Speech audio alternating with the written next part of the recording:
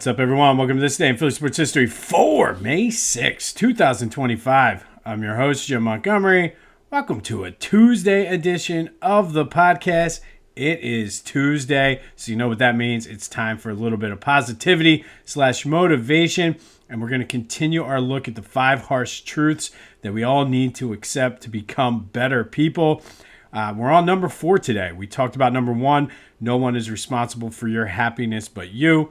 Number 2, if all of your relationships have the same problem, you're the problem. Number 3, last week, things are never as good as we think they are, but also never as bad as we fear them to be either. All 3 good rules to live by and things that sometimes are hard to accept. Number 4, and this ties in with a lot of things we've talked about on our Tuesday Motivation Positivity, but it's better to fail at something than to regret never trying. And I do feel this is a pretty self-explanatory one. However, there's a lot of things all of us do, myself included, that we're scared we're not going to be good at them, whether it be a relationship, trying to improve ourselves, go to the gym, a new hobby, running a race, whatever it could be, switching jobs and doing what you really love and being stuck in a job you hate. But I feel as though this is very, very important. There's more to me about feeling regret than actually not being good at something. Because truthfully, whenever you try something new, it's going to take time. There's going to be a learning curve. Again, when I talk a lot about wanting to run the Broad Street Run again. As it's coming up on the anniversary on my time hop, a lot of my times, I'm like, damn, I was really good. But I started off running like 12-minute miles. And now between getting hurt and things like that, I'm back around probably 11, 12-minute miles. But in order for me to go back and do the Broad Street Run, I'm going to have to slug through those 11, 12-minute miles to build back up strength and things. And that's just one example. But so many times we don't do what we truly love and what we truly want to do because we're afraid that we're going to fail. And it's easy to say, oh, I want to do this, I want to do that. But it's very hard to start because of that fear of failure, that fear of not being the best. And it's also very easy to say, I wish I would have done that and have that regret. And I'm here to tell you, you don't have to do it. It's much better to try something, have it not work out, and then be like, okay, at least I tried it. And then who knows? You keep working at it, you can get good at it. But I just really, I love this one because so many things. And I'm a very cautious person, meaning I need to do all the research. I need to know all the facts. And sometimes that does hinder me because I miss out on some things because I'm gathering the information. But a lot of times it's better if you just jump right in and figure it out on the fly. That way you don't have the regrets because unfortunately life is short. You can't have those regrets. Next thing you know, you're going to be in your 70s or 80s and not be able to physically do some of the things maybe you want to do. And you're just like, man, I wish I would have done that. So I'm here to tell you on this Tuesday, don't be like that. Jump in head first.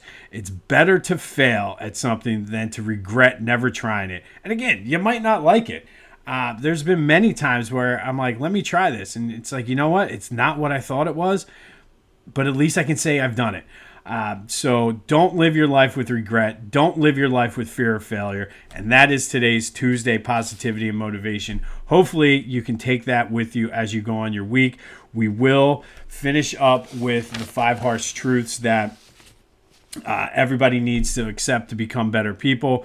And we talk on this Tuesday motivation all the time about learning from our failures. It's better to grow from it. Again, you might try something. It might not be something you want or like, but at least you've tried it and at least you know. Don't live with regrets. And like I said, we'll finish up next week with our final harsh truth that everybody needs to accept. Hopefully you've been able to get something out of the previous 4, but don't live your life with regret. It's better to try something and fail than to live with the I wish I would have tried that. All right. Speaking of regret, man, Flyers got screwed yesterday. Yes, it's a quote-unquote lottery, but two teams made major jumps. I believe the Islanders and Utah jumped. The Islanders jumped 10 spots to get the number 1. Utah jumped 9. So the Flyers moved down and grabbed the number 6 pick in the draft. Still not bad. However, it was the worst possible scenario, and the talent level does seem to drop off after the top 4, possibly 5 picks.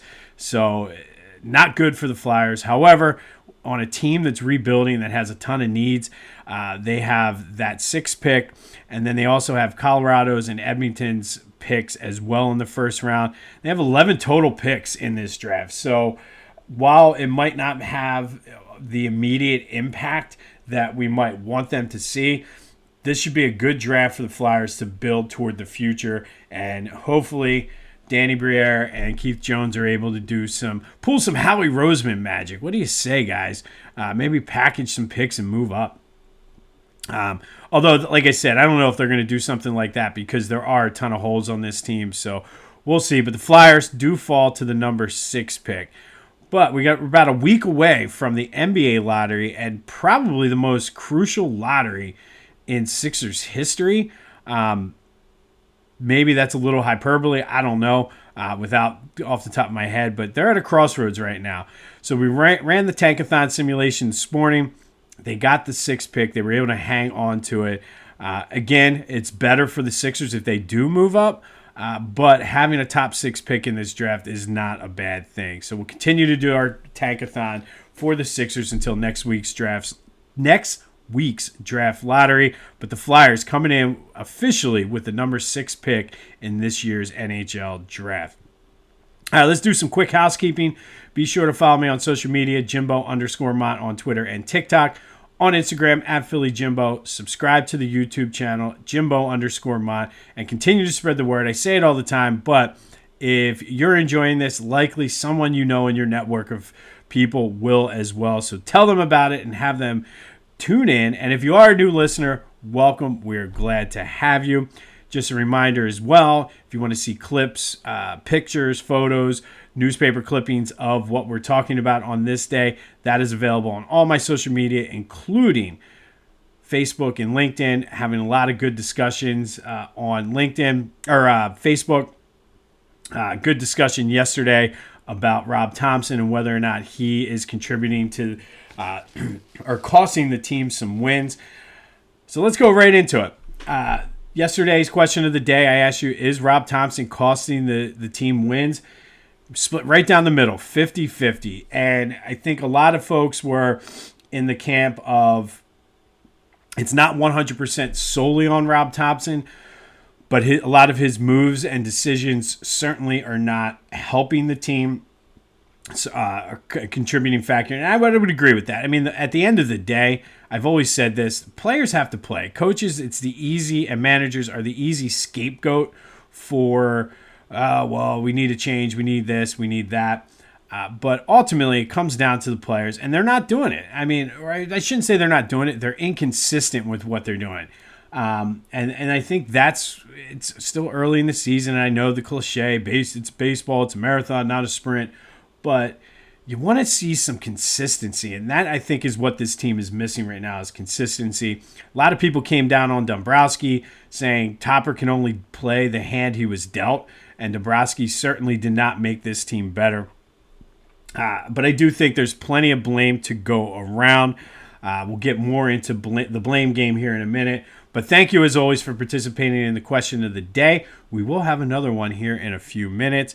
But the Phils are back in action tonight down in Tampa, playing at their their spring training stadium due to the hurricane that went through last year and basically ripped the roof off of Tropicana Field. So they're playing at Steinbrenner Field, right around the corner from where the Phillies stay for spring training. Zach Wheeler on the mound tonight, looking to take that series against the Rays. One person that needs to play well in this series is Bryce Harper. He's shown signs of turning it around, but did talk, I believe it was after the game on Sunday, and said he's frustrated. He's frustrated with the fact he wasn't able to come through in the 9th and 10th innings the other day. He's frustrated that he's not being consistent. He said it's not fair to his teammates, not fair to the fans, and he gets it. He's working hard to get it right.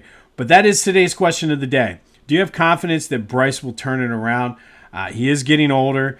Lots of talk about his violent swing and possibly his body at some point breaking down. I do have confidence that he will get it together. But what do you think? 267-495-8531. That's the Back to the Future voice and text line. Do you have confidence that Bryce Harper will turn it around? If we get to the end of May and he's still struggling like this, I might change my answer, but I'm confident he's going to turn it around. Because like I said, if you watch that series against the Diamondbacks, he showed glimpses of starting to get it back. So hopefully it's just a timing thing, and he'll start heating up. As my favorite manager of Phillies history said, it's hitting season. Good old Charlie. So hopefully the hitting season starts for Bryce here soon. But let me know your thoughts. Are you confident that he'll turn it around? I am. I really am.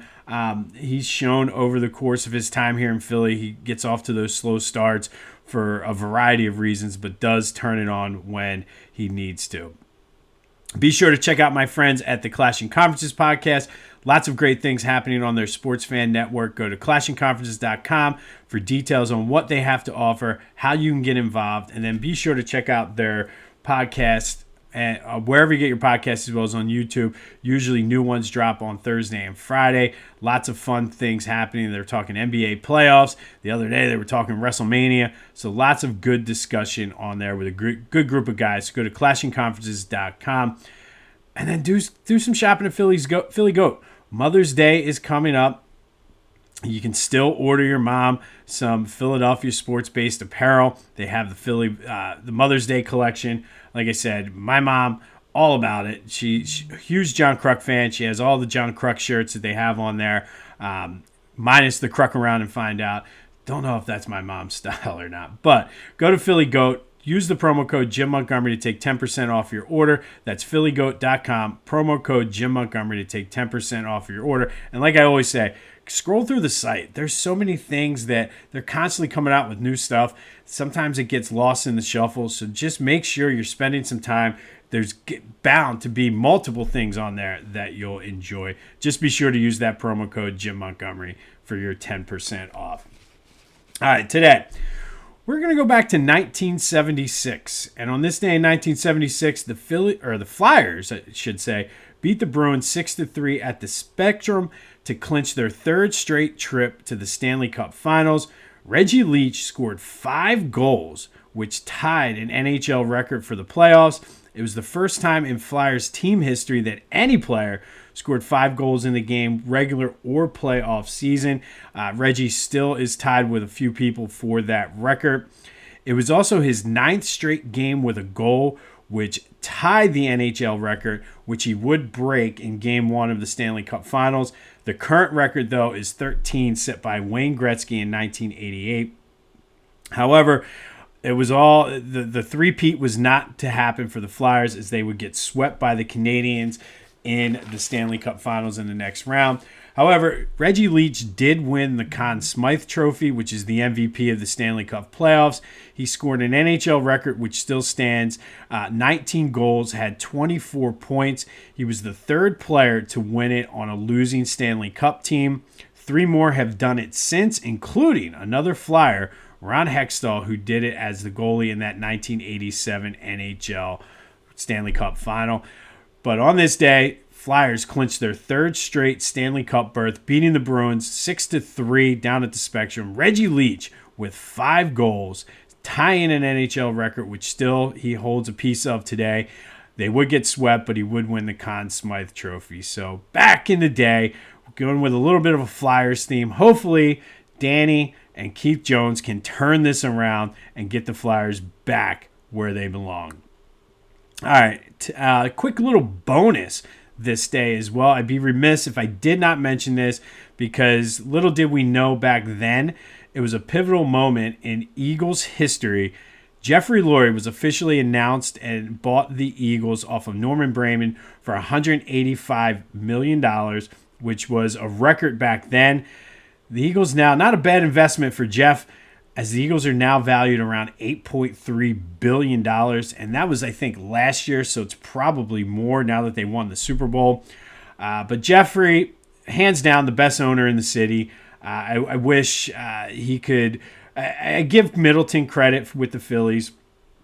Not really sure who owns the Flyers, but I wish Jeffrey could bottle up some of whatever he has and give it to Joshua Harris with the Sixers, because Joshua Harris seems to be doing what Jeffrey Lurie did in D.C. with the Commanders, but the Sixers are sort of like the forgotten middle child that he owns, because he also owns the Devils as well. But Jeffrey Lurie, best owner in the city, and I, for one, would love to apologize to him officially, because back in 2003, he said the Eagles are the gold standard of the NFL, and we all laughed at him. We're like, what? You get to 4 NFC championship games, winning one of them, losing in the Super Bowl, that's the gold standard. But fast forward 22 years from when he made that statement, the Eagles are the gold standard in the NFL. Players want to play here. They seem to have sustained success. I think they've made the playoffs 7 of the last 8 years or something like that. So, Jeffrey, I officially apologize to you for laughing when you said the Eagles were the gold standard. You were projecting the future. So, the Eagles certainly are the gold standard of the NHL, all because of their owner, Jeffrey Lurie, who officially bought the team today back in 1994. Best decision he ever made. Best decision, I would think, for Philly sports, certainly for the Eagles. So, Jeffrey, thank you for, 41 years? 31 years. Thank you, Jeffrey. All right, and then finally today, we'll finish up with our Philly Sports Summer Playlist Song of the Day. And this one is phenomenal. Absolutely phenomenal. And it is Buddies Watching You by the 1988 Eagles. If you're old enough to remember, back in the 80s, there seemed to be this thing going around the NFL where NFL teams would do rap songs. And the most famous one of them all was the Super Bowl Shuffle by the 85 Bears. But the 88 Eagles got into the mix. Buddies Watching You, talking about Buddy Ryan, features a lot of the star players on the team: Reggie White, Jerome Brown, Randall, Mike Quick, among others. The hook is very, very catchy. It was played on the radio locally. If you remember Q106, I think before Q102 was even a thing, there was Q106.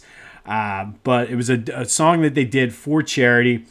I'm telling you right now, this is a must-watch, must-listen, obviously, but must-watch just to see some of the outfits that these players were wearing. It was peak 80s, and if you were alive at that time, you know exactly what I'm talking about. But Buddies Watching You by the 1988 Eagles. I will put the clip of the YouTube video on all of my social media. You have to check this out.